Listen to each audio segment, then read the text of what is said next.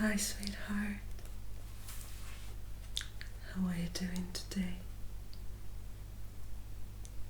How was your day?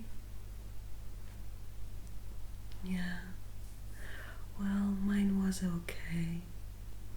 A bit busy. But now, finally, I have some time to relax and to enjoy the reading. Yes, I didn't have a lot of time lately to get back to this book, and it seemed really interesting. So, if you want, I can read a bit to you. Yeah? Well then, get comfy, alright?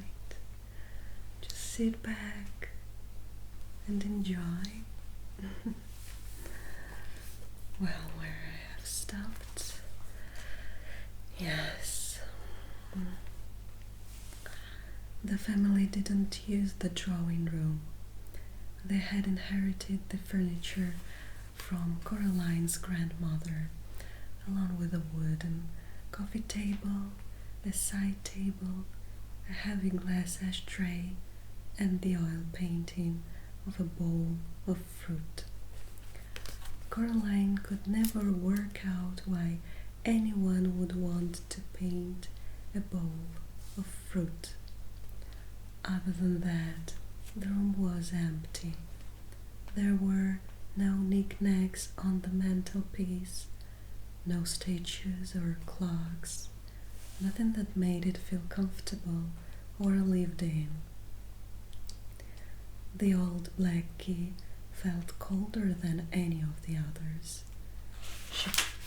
She pushed it into the keyhole.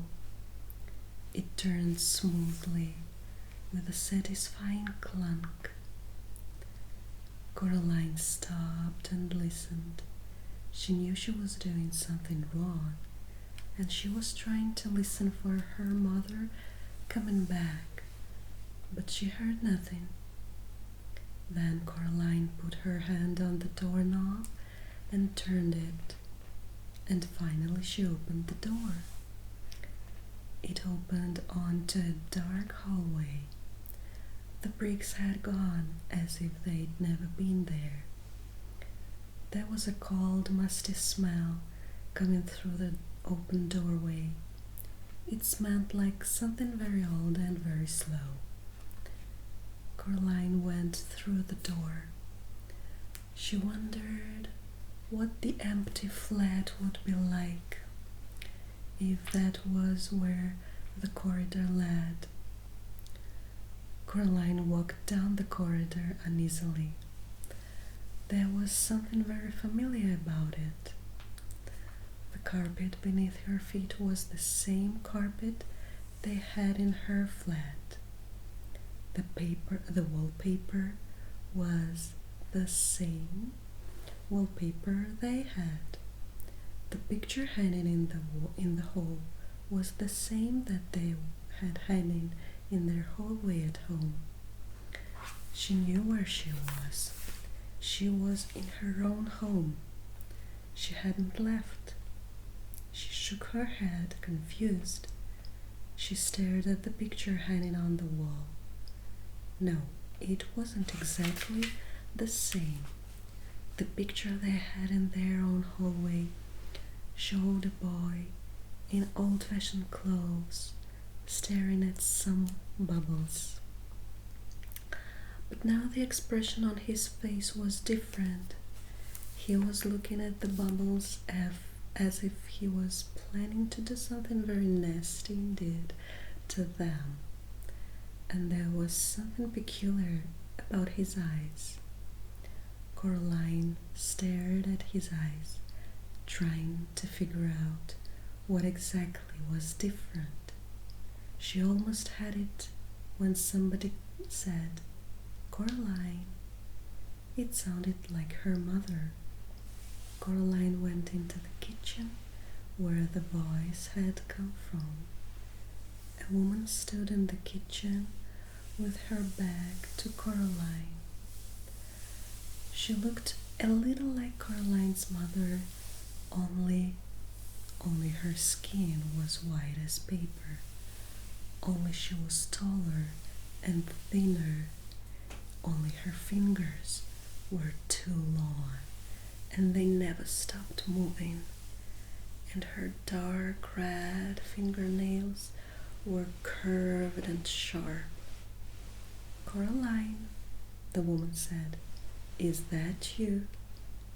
And then she turned around. Her eyes were big black buttons. "Lunchtime, Caroline," said the woman. Well, I see that you're asleep a little bit. Yeah, the story starts to be really interesting. Well, but I suggest us to go to sleep. I think it's the right time. Yeah. Well, I'm going to take off this nice pantyhose. Yes, I know you like how they look. I do too. And especially I like how it feels on my skin, you know? Yeah, these Wolfords are so silky. They're just perfect. So beautiful and shiny. If you want, you can get closer, so you can feel this silkiness too. Yeah. Oh, it's so pleasant to caress them like this. My legs are so pleasant to touch now. They always are, but in this silky pantyhose, it's even more special. Yes, come closer.